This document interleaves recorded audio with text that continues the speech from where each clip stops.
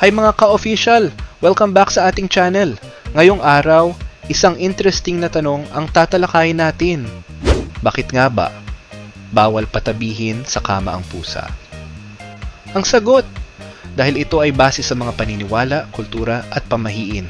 Pero may practical at scientific din na paliwanag.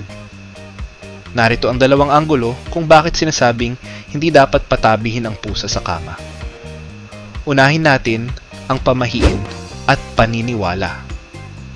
Una, sinasabi ng matatanda na hinihigop ng pusa ang enerhiya ng tao habang natutulog.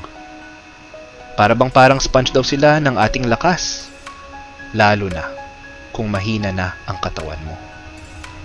Pangalawa, kapag ang pusa raw ay gustong tumabi sa may ulunan ng may sakit, senyales daw ito na malapit ng bawian ng buhay ang tao. Medyo nakakakilabot, di ba? Pangatlo, sinasabing nakaka-attract ng malas o bangungot kapag katabi ang pusa sa pagtulog. Pangalawang anggulo ang siyensya at kalusugan.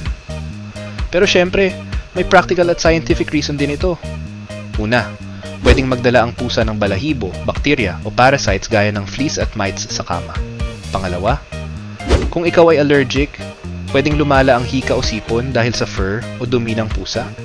Pangatlo, ang pusa ay madalas active sa gabi, tumatalon, naglalaro, kaya pwedeng istorbohin ang mahimbing mong tulog. Pero tandaan, hindi ito black and white.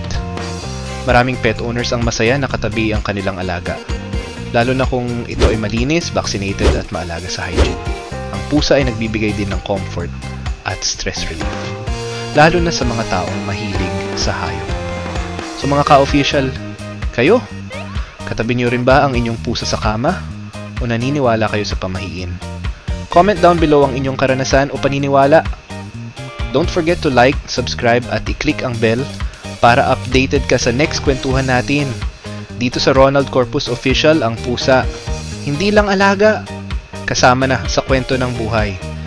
See you for the next vlog, mga ka-official!